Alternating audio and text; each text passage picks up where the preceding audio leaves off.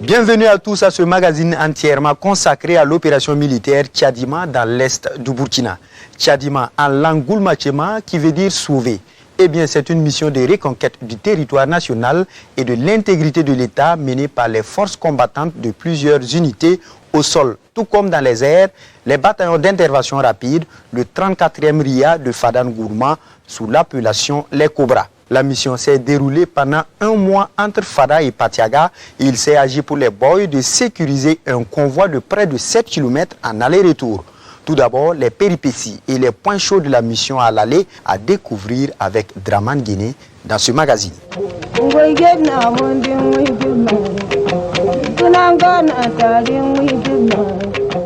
Elle a deux volets, un offensif et un autre humanitaire. Parti de Fada avec plus de 130 camions de marchandises, Tchadima a pour première destination Tanwalbougou. La progression est ralentie par la ruse des terroristes. Le convoi passe sa première nuit en brousse. Le reportage du Draman Guinée. L'effectif est au grand complet ce matin à Fadan Gourma. Des cobras lâchés dans l'est à la chasse des terroristes. Cobra 1, 2 et 5. Le Cobra, c'est l'insigne des BIR, les bataillons d'intervention rapide.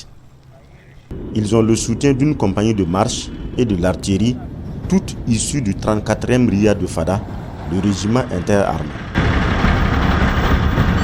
C'est l'opération Tchadima en gourmachema, sauvée en français. Tchadima est hybride. Elle est à la fois offensive et humanitaire. L'objectif est de desserrer l'étau autour des grands axes de la région. Alors dans le convoi, plusieurs centaines de tonnes de vivres à distribuer et des marchandises pour approvisionner des villes. Au moins 130 camions civils sont dans la rame. Sur tricycle et même sur moto, des populations coupées de leur localité profitent de l'occasion. 6 villes doivent être ravitaillées, essentiellement sur la nationale numéro 4. La dernière est Partiaga dans la Tapua, à 465 km de Ouagadougou, sur l'itinéraire choisi. Le premier objectif, c'est Tanwalbougou, à 46 km de Fadan Gourma. Nous croisons à nouveau le chemin du capitaine Lyon à la tête du 5e BIR. Il est épaulé de 2 lieutenants, Kaira et Logan, avec plusieurs combattants. Nous décidons de les appeler par leur nom de guerre. Le BIR 2 est conduit par les lieutenants Aigle et 77. Jusqu'à Bougui, à la sortie est de Fadan Gourma, la progression est à l'allure normale. L'épreuve de la route démarre là. Une première escale de 2 heures pour fouiller les nids de poules devenus des nids de bombes artisanales prisés par les terroristes. C'est comme ça l'allure jusqu'au premier point chaud, Namounou. Quelques habitants sont encore sur place, la plupart ayant quitté depuis des mois. Et c'est ici le premier cauchemar du convoi. Ce véhicule ghanéen qui profite du convoi pour rallier le Niger s'embourbe juste à la hauteur du pont Namounou. Sur les rives de ce marigot, les groupes armés terroristes ont tendu plusieurs embuscades. En témoignent ces épaves de véhicules qui jonchent la route. Échappement bien trempé, le car transformé en gros porteur barbote. Peine perdue. Le capitaine Lyon met ses hommes et ses moyens à sa disposition. Les militaires, Kalash en bandoulière, poussent le véhicule qui reste insensible. Un des blindés vient à la rescousse. Après plusieurs tentatives de traction, le véhicule militaire échoue. Un autre pour une dernière fois. Le câble de traction finit par céder.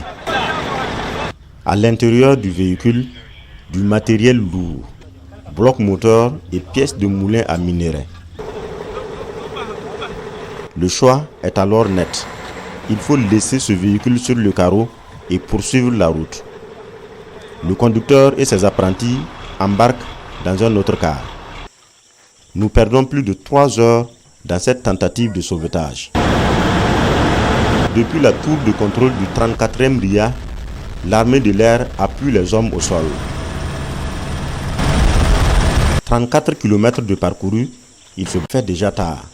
Les menaces de mines et d'embuscades rendent impraticable la route la nuit. Le capitaine ordonne un bivouac. Un site est alors choisi et nous faisons la première nuit à la Belle Étoile en pleine brousse pour reprendre le sens de la marche le lendemain. Après une nuit en brousse, les soldats sont de nouveau en route pour Tanwalbougou. Une route de tous les dangers. Les forces de défense et de sécurité, à leur habitude, ont usé de techniques face aux épreuves des mines et des ponts sabotés. Le convoi finit par atteindre sa première destination, Dramane Guinée. Namungu abrite le premier bivouac de l'opération Kiadma à seulement 34 km après Fadan Gourma. Personne ne doit aller au-delà du dispositif. Les lumières et les bruits sont proscrits.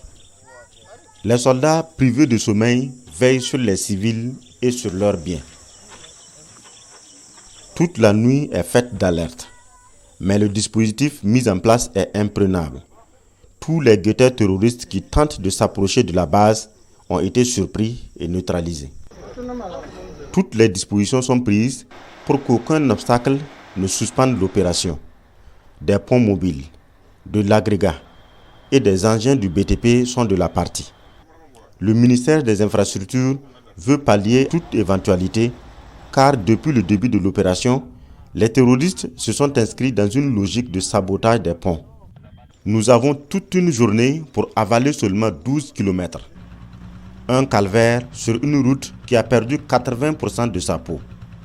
Chaque partie décapée est susceptible d'être minée. La menace est réelle. Les mines sont la cause de la mort de plusieurs usagers de la route, soldats comme civils. Les démineurs prennent la donne en compte. Ils marchent et checkent la chaussée pour que le convoi avance. Sur la trentaine de kilomètres déjà parcourus, une dizaine de mines sont désamorcées.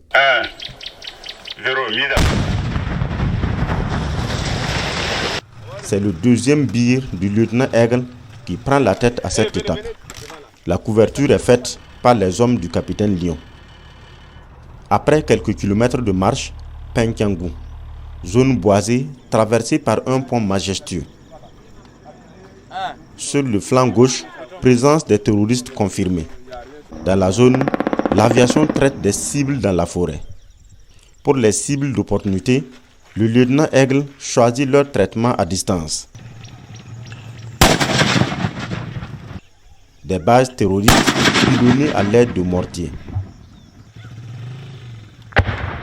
L'ennemi est déstabilisé, mais nous ne pouvons pas avancer. Le pont est saboté la veille par les terroristes pour barrer la route au convoi. La route est barrée et la descente piégée.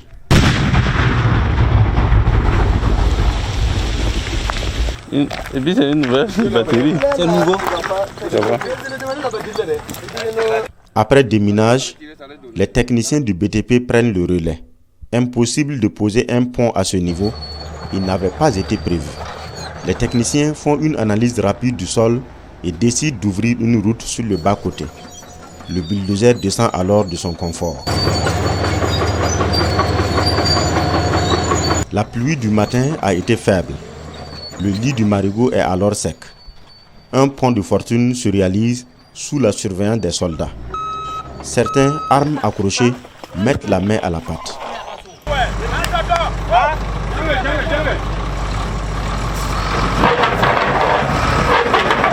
En 4 heures de vrombissement, le bulldozer livre son chef-d'œuvre. Le pont est enfin prêt.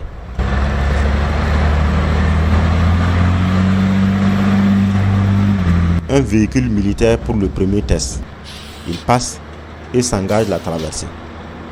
La majorité des véhicules civils sont sur l'autre rive. Mais tout ne se passe pas comme une lettre à la poste. Ce camion en destination de Diapaga échoue sa manœuvre. Le camion transporte des vivres, du riz et de la boisson. une charge prisée par les terroristes. Il ne faut surtout pas l'abandonner au risque de ravitailler l'ennemi. Toutes les stratégies de désembourbement se déploient. Traquer sans suite. Pousser en vain. Les deux options à la fois. On aura tout essayé, mais rien d'insurmontable pour les soldats. Le camion a besoin de soutien, son chauffeur aussi. Soulé est à bout de souffle. C'est sa première fois d'être dans un convoi de ravitaillement. 2 jours sans manger, le chauffeur ne tient plus. Le médecin militaire vient d'avoir son premier patient. Sans diagnostic, la faim est pointée du doigt. Un sérum pour calmer les contractions abdominales et du jus pour le remonter.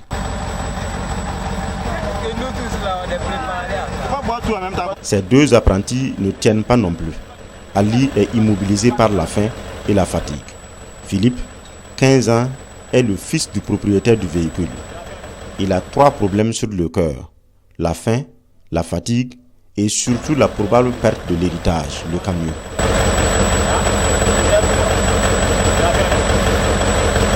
La fille, le médecin militaire, lui apporte aussi du jus et des croquettes. Philippe passe à table et reprend le service. Au crépuscule, le capitaine Lyon fait partir le convoi sur Tanwalbougou et le camion mis sous haute surveillance depuis des airs toute la nuit. Le lendemain, les cobras reviennent à la charge. Ils transfèrent la marchandise dans un autre véhicule et le camion accepte de quitter le lit du marigot pour enfin Tanwalbougou. Malgré les obstacles de tous bords, le camion est escorté jusqu'à Tanwalbougou. Un objectif atteint par les boys, en l'occurrence les cobras qui assurent la sécurité du convoi. Le chauffeur et ses apprentis retrouvent ainsi le sourire. Le 3e jour de cette opération militaire est compté par Dramane Guéné. Enfin, Tanwalbougou. Le camion qui a retenu toutes les attentions est arrivé. Encore à plus de 200 km de sa destination, mais le compte est bon pour saouler le chauffeur. Un camion défiguré, mais au moins il est en sécurité. Les soldats de l'opération Kiadma l'ont sauvé des griffes des terroristes. Sincèrement, je remercie beaucoup à tous ceux qui m'ont aidé. C'est ma 2e jour comme ça, ici à Tanwalbougou. Je me remercie encore la tenue. En tout cas, l'armée, ils m'ont trop m'aider. Que Dieu les bénisse, que Dieu les donne tout ce qu'ils veulent. Je vous remercie. Camion sauvé et Philippe, le jeune héritier, a une priorité. Foncer sur le restaurant le plus proche pour son tout premier repas chaud depuis 3 jours. Il retrouve le sourire. Dans le convoi, les soldats ont des priorités. Les véhicules transportant des hommes, des vivres, du carburant et autres matériels utilitaires pour l'ennemi ne peuvent pas rester en zone hostile. C'est de ce principe dont bénéficie le jeune transporteur soutenu jusqu'au résultat. Jusqu'à 17h, même les soldats là même, ils ont patienté jusqu'à nous attendre jusqu'à 17h30 même. On a quitté là-bas, on n'a pas pu. Jusqu'à Cataplan est venu tirer, il n'a pas pu sortir ça.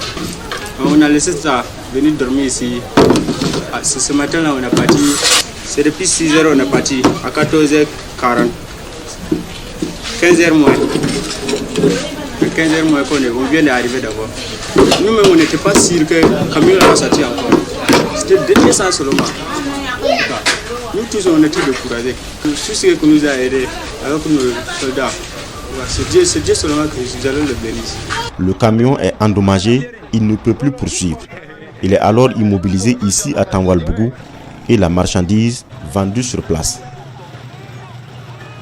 Sur place à Tanwalbougou, le marché se réanime après un long temps de morosité suite au manque de marchandises. La vente se fait sur place devant les boutiques et les clients se bousculent car l'approvisionnement se vide le même soir. Les populations font d'ailleurs des provisions quand on sait que la demande est très forte. Dramane Guéné. L'opération Kiadma sauve Tanwalbougou, tombé dans une grande pénurie de vivres et d'autres produits de grande consommation. Les boutiquiers approvisionnés n'ont pas le temps de faire rentrer les marchandises. La vente se fait sur place en plein air au bord de la route. Les clients se bousculent, difficile de les satisfaire tous. C'est du riz, du sucre, de l'huile et autres qui sont venus, mais c'est déjà épuisé. N'eût été le convoi, nous n'allons pas avoir ça.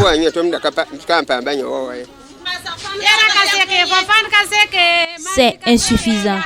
Le savon, les condiments manquent encore. Tout est déjà fini. Ici, le client n'est pas roi. C'est bien le vendeur, le seul maître à bord.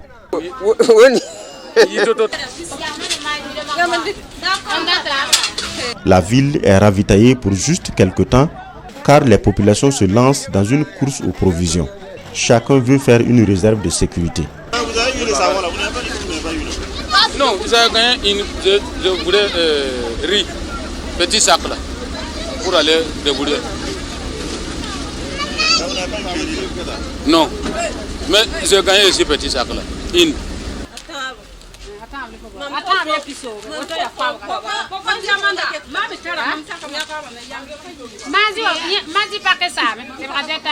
Tanwalbougou, 45 km de Fadane Gourma, mais toujours dans l'œil du cyclone.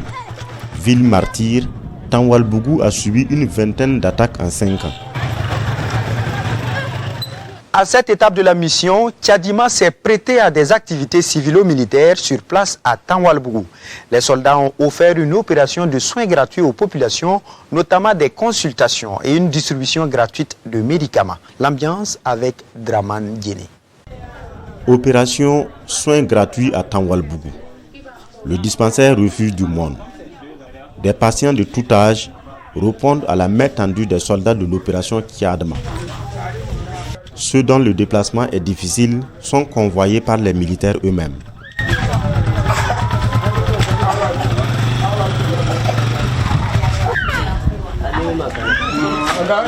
C'est le capitaine Lafi qui coordonne l'opération. 3 sections sont créées pour faciliter le travail. La première, c'est ici, la section accueil. Passage obligatoire pour tous. Là, les agents de santé à base communautaire épaulent les militaires.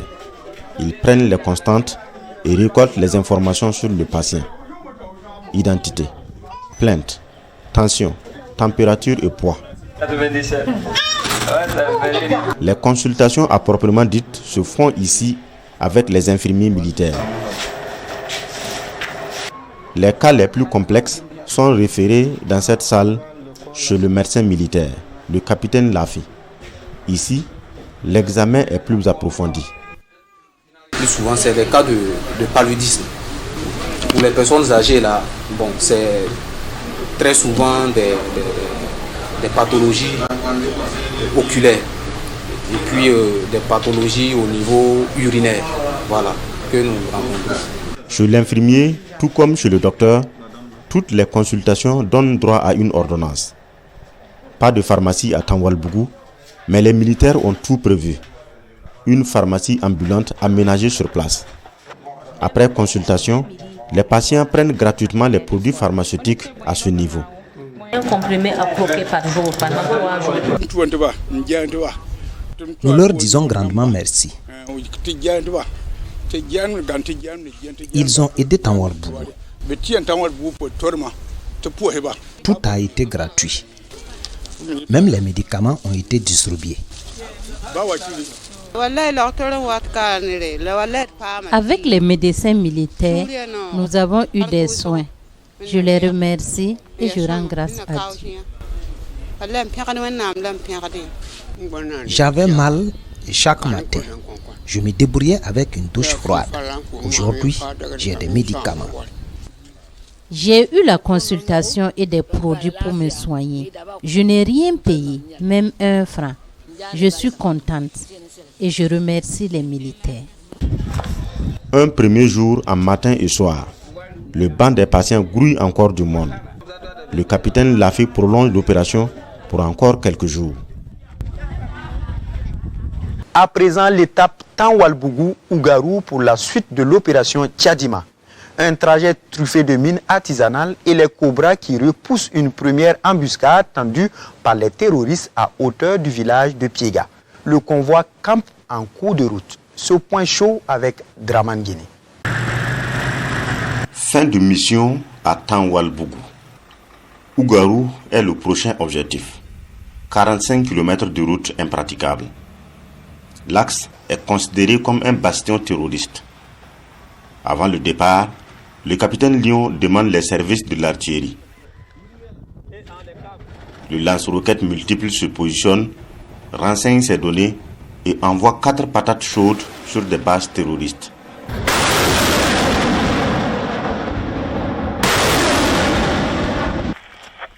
Cette route est un véritable champ de mines. Le vieux lion et son binôme vautour désamorcent plusieurs pièges. Dans le village de Piega, des mines comme s'il en pleuvait. Une dernière désamorcée par l'équipe du lieutenant R.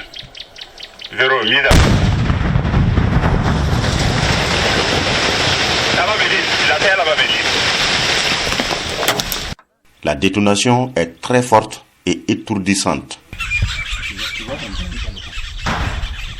Le danger est permanent.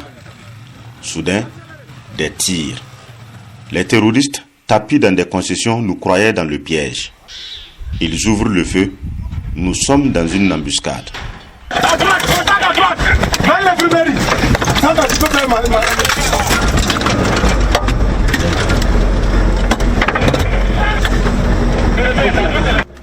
Nous sautons dans le blindé le plus proche, celui de tête.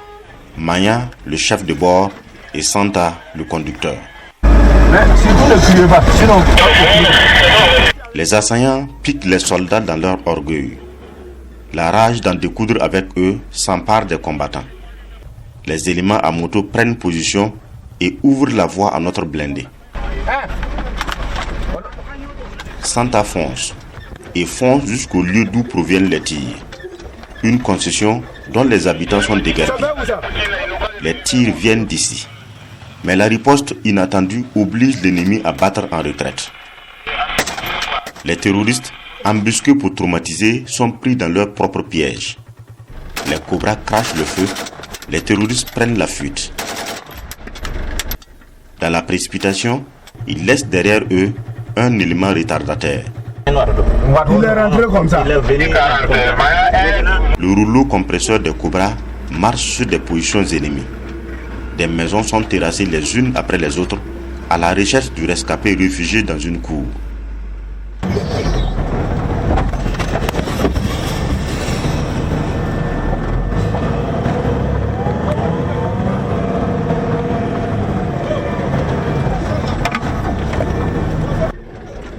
Il est retrouvé et neutralisé. Son arme partie en fumée. Un important lot de matériel et de vivres incendiés. Nous sommes à seulement 7 km de Ougarou, mais impossible de progresser. La nuit oblige. Les cobras délogent les terroristes et s'établissent sur leur base. C'est ici que nous passons la nuit au milieu d'une base terroriste récupérée.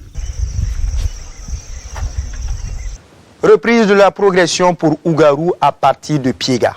Seulement 7 km de route avec un nombre important de mines.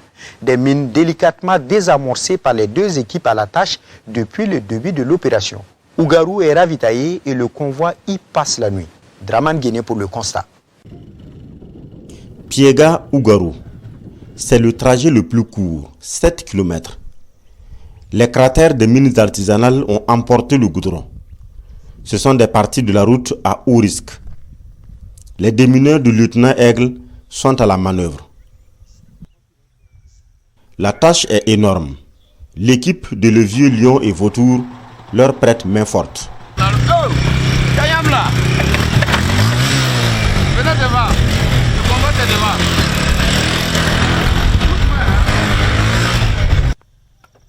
Deux équipes de déminage sur le même axe, la progression devient plus facile. L'ennemi des soldats aujourd'hui, c'est beaucoup plus les mines que les embuscades. À chaque occasion, Le Vieux Lion rappelle toujours les bonnes manières pour éviter les mines. Son slogan en matière de mines, première erreur, dernière erreur. Nous faisons le reste du parcours à moto avec notre pilote attitré Kotigi. C'est lui également qui assure notre sécurité dès que nous sommes hors de la rame. Des épaves de véhicules piégés rétrécissent par moments la chaussée, mais pour l'une des rares fois, un circuit sans incident. La ville a plusieurs tonnes de vivres, une dotation du CONASUR, le Conseil national de secours d'urgence et de réhabilitation. Le déchargement se fait séance tenante sous la supervision du chef de détachement militaire de la ville. Nous avons eu la chance aujourd'hui, il a amené des durées pour les donner des gens au Garou, des populaires au Garou. Donc ce n'est pas un quelqu'un seul, ce n'est pas moi seul, ce n'est pas vous seul, c'est nous des populaires au Garou, des populations au Garou. S'il vous plaît, merci beaucoup, chef. Le reste de la journée se passe ici à Ougarou, puisque les départs ne se font pas les après-midi. Dès demain matin, le cap sera mis sur Matiakwali à 45 km. L'opération Tchadima, c'est aussi le ravitaillement de la mine de Bongo, toujours dans l'est du Burkina. Pendant que les BIR 2 et 5 manœuvrent sur la nationale 1, le BIR 1 convoie une cinquantaine de camions jusqu'à la mine. 8 motos et de l'armement ont été retirés des mains des terroristes. Le dernier trajet de cette étape, Natia Boané-Bongo, avec Draman Djini. À bord du B3, nous rejoignons le capitaine Ballard et ses hommes pour leur dernière ligne droite. De Natia Boané à la mine de Bongo, seulement 16 km de route. Le premier bataillon d'intervention rapide escorte le ravitaillement de la mine de Bongo. Une cinquantaine de camions est à convoyer. La difficulté est plurielle. L'état de la route, les mines artisanales et surtout les embuscades. Plusieurs zones sous influence terroriste sont traversées depuis Kankiari. À la sortie du Diapaga, les terroristes font irruption sur l'axe. Un contact frontal après plusieurs harcèlements à la mine. Moins de 5 minutes d'échange de tir, mais trop lourd pour les assaillants. C'est la débandade. Ils laissent derrière eux des éléments et du matériel. C'était juste à la sortie de la ville de Diapara et il y avait un dispositif d'embuscade que l'unité a pu déjouer. Voilà, quelques moyens GAT ont été récupérés. Et nous avons pu récupérer 8 motos du côté des GAT. Après cette réplique cinglante, les terroristes ne tentent plus durant les 6 jours en forêt. Mais l'hivernage rend difficile la mission. La route est par moments inexistante. Depuis Diapaga, 5 camions sont déjà renversés, larguant leur charge. Des gros porteurs sur une route impraticable. Pour cela, la mine met un bulldozer à la disposition du Cobra 1. Il ouvre la route quand elle n'existe pas et la renforce par endroits pour frayer un passage aux camions. Bon, dans l'ensemble, ça va très bien. On a eu quelques soucis avec la saison pluvieuse. La zone est impraticable. Et nous sommes à plus de 50 véhicules. Voilà. Et la population aussi de la zone de Taouri a profité et regagné leur localité. Fin de mission pour le premier BIR dans l'Est. Le désengagement est une autre épreuve aussi délicate que l'aller. Le convoi a rallié Matiakwali malgré les dangers possibles. Les soldats renouent ainsi avec la difficile épreuve de la route. Des véhicules du convoi endommagés, tout comme les voies dynamitées par les terroristes. Comme il fallait s'y attendre, cela a encore ralenti la progression des boys, également déterminés. Il fait jour à Ougarou. Les soldats font la revue des véhicules du convoi. Le périple a déjà éprouvé certains qui sont encore au garage pendant que la mission s'articule.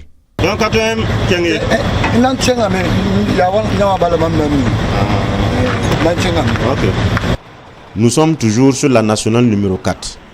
Le trajet du jour, Ougarou-Matiakwali, 45 km. Malgré les petites pannes, tous les véhicules reprennent la route. Juste à la sortie de la ville, le carrefour de Bongo. Cette intersection a toujours été minée, mais ne surprend pas les cobras habitués de l'axe. Mine confirmée en plein milieu, juste après des cratères d'anciennes mines.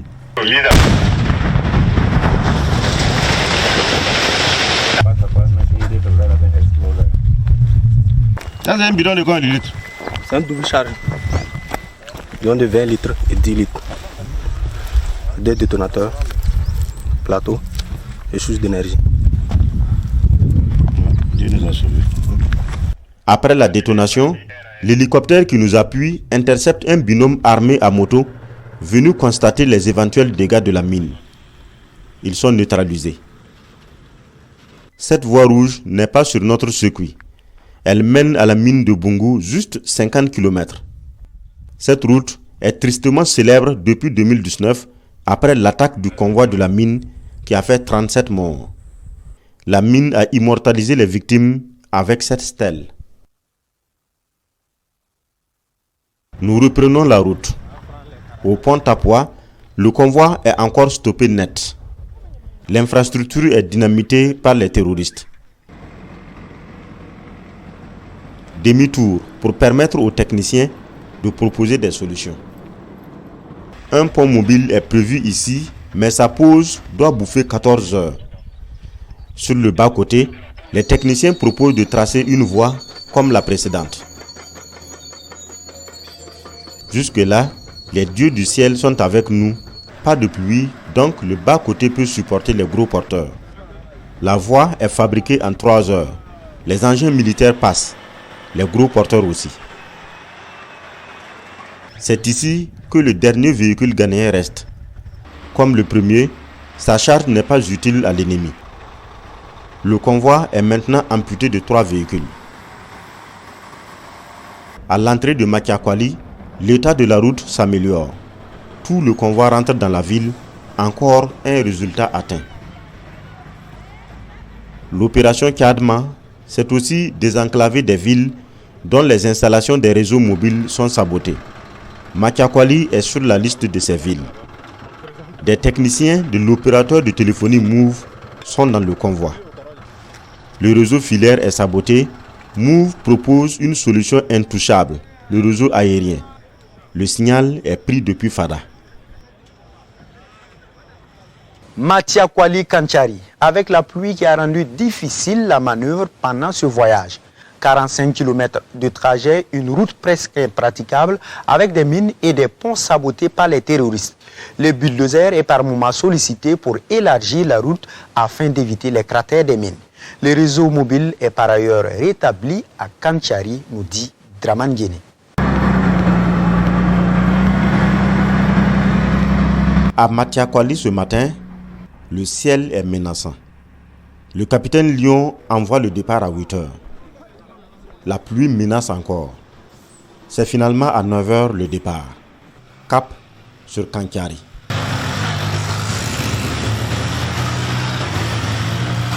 Le circuit est maintenant sous la conduite du BIR 5. Le BIR 1 est laissé en QRF sur place ici, à mesure d'appuyer le convoi en cas de besoin. En 30 minutes de progression, la pluie tant redoutée est là.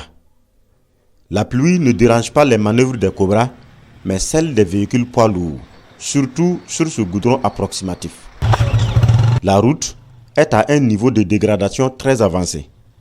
Nous sommes sur la digue du barrage de Sakwani. De grosses flaques d'eau se forment, inondant les cratères d'anciennes mines. Le passage est à négocier, parfois sans succès. Le bulldozer est sollicité sur le bitume. Sa mission ici, élargir la voie pour éviter les cratères qui peuvent être piégés. L'élargissement se fait avec délicatesse car la marche est très faible. Le bulldozer risque de se retrouver sur le bas-côté en cas de faux mouvement. La route est enfin élargie, mais un peu restreinte pour les gros porteurs. Les soldats guident les conducteurs pour éviter les dérapages. Ils corrigent également la chaussée après chaque passage de véhicule. Tout se passe bien. Il y a eu plus de peur que de mal.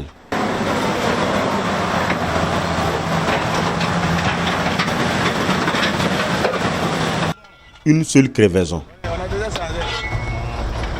Après ce blocage, plus d'obstacles sur la progression. Nous rallions Kanchari. Un comité d'accueil nous attend à l'entrée de la ville. Des camions qui se regroupent, espérant suivre le convoi au retour.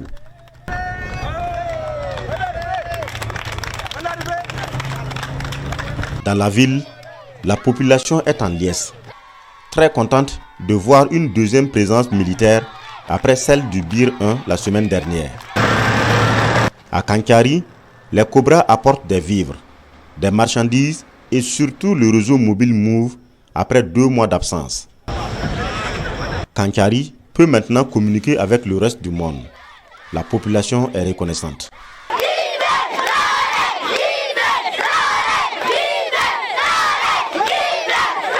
Jusqu'à cette étape, tous les objectifs de l'opération Kiadma sont atteints. Mais la mission se poursuit. Prochaine étape, Kankiari, Diapaga. Après la RN4, les forces combattantes de l'opération Tchadima sont aujourd'hui sur la RN19 avec destination Diapaga. Le convoi s'est certes allégé avec le nombre de villes ravitaillées, mais le danger est toujours là. L'axe Kanchari-Diapaga dynamité, notamment le pont de Boudjeri, ralentissant ainsi la chevauchée des boys pour leur destination. Vivons ce périple avec Draman Guéné. Kankiari. La mission finit ici sur la nationale numéro 4. L'opération Kiadma est maintenant sur la nationale numéro 19, destination Diapaga, 62 km. Pour une première fois, le convoi est sur une route carrossable. La route est inaugurée juste en 2021. Seulement 20% des véhicules sont dans la rame, les 80% restés dans les différentes villes déjà desservies. Un convoi plus court sur un nouveau bitume. La progression est plus vite. Allure normale jusqu'à 15 km. Le gigantesque pont Boudjeri est saboté. Pourtant, il a plu la nuit dernière, le bas-fond est inondé, donc tous les véhicules sont candidats à l'embourbement. La dynamite a affaibli les piliers restants de l'infrastructure. Alors, impossible de déployer un pont mobile. La solution la plus sûre, se frayer un passage dans la forêt. La grande partie suit une déviation datant de la construction de la route. Le bulldozer est à nouveau sollicité sous la supervision du capitaine Lyon. Le gros du boulot est à ce niveau, au lit du marigot. Le bulldozer réussit à couper le marigot. Le reste se fait à la main. Militaires et civils se mettent à la tâche. Il faut renforcer le passage avec des blocs de pierre.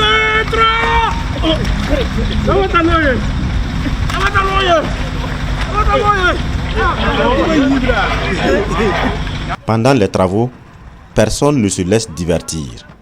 Armes au poing, la grande majorité des soldats veille au grain. Dans la forêt, l'hélicoptère pilonne un binôme à moto et les éléments au sol terminent le travail.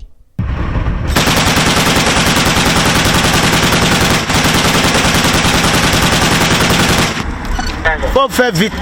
Amène la caisse magique gauche. Après l'assaut, le garnissage se fait sur place, car ici en zone risquée, il faut toujours avoir la bande complète. Même pas une cartouche en moins, les soldats veulent garder la puissance de feu au top.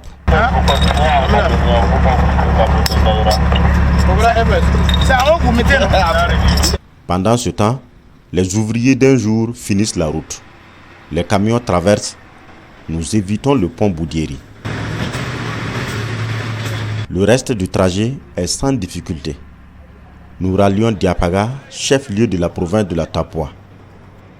Diapaga, l'avant-dernière ville du circuit, est ravitaillée. Dernière ligne droite pour l'opération Tchadima dans l'est du Burkina. De Diapaga, le convoi doit rallier Partiaga avec 100 tonnes de vivres et autres marchandises. Sur les quelques 25 km de route, les boys ont désamorcé 2 mines et désembourbé des véhicules. La livraison a été faite malgré tout et le convoi a rebroussé chemin pour le grand retour. Le film du trajet avec Draman Guéné. Aujourd'hui, c'est la dernière ligne droite.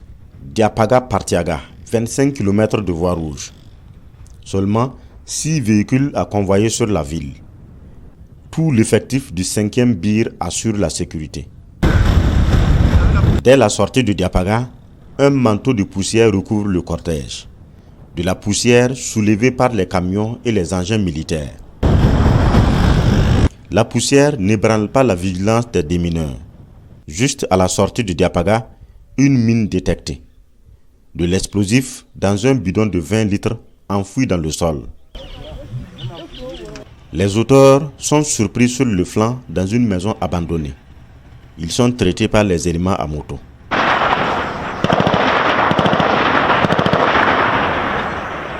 Un peu plus loin, un deuxième piège. Cette fois-ci, du hors-sol, une mine à effet dirigé. Le lieutenant Kaira nous conduit sur le lieu. Un plateau à pression. C'est la victime elle-même qui déclenche la bombe. La charge mortelle cachée dans un buisson. C'est la nouvelle génération des mines utilisées par les terroristes. Cette fois-ci, elle ne sera pas détruite. Les démineurs font étalage de leur professionnalisme.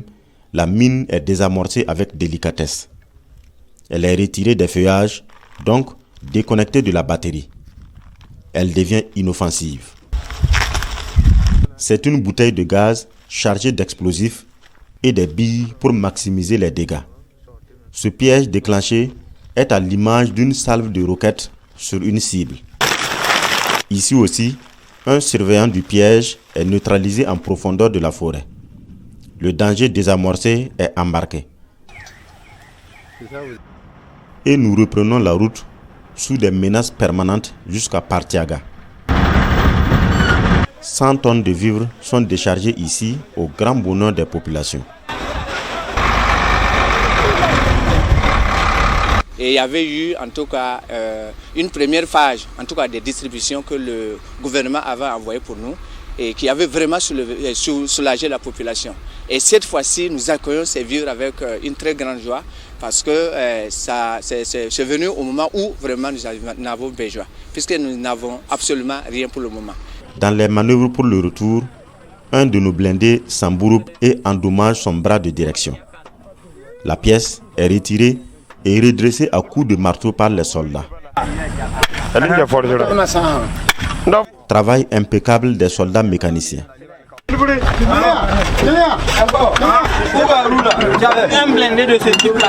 Le blindé retrouve la direction du retour. Les soldats viennent de boucler avec brio un long périple de 465 km. Séance tenante, nous reprenons la route de Diapaga. Comme nous sommes venus, il faut autant de manœuvres pour le désengagement, peut-être un peu plus. Car en 2 semaines, les assaillants ont le temps de revenir à la charge. Les soldats en sont conscients. Voilà, on s'arrête ici pour ce premier numéro du magazine consacré à l'opération Tchadima, notamment à sa phase allée. À bientôt pour les opérations de retour, toujours avec les forces combattantes Idraman Gueye.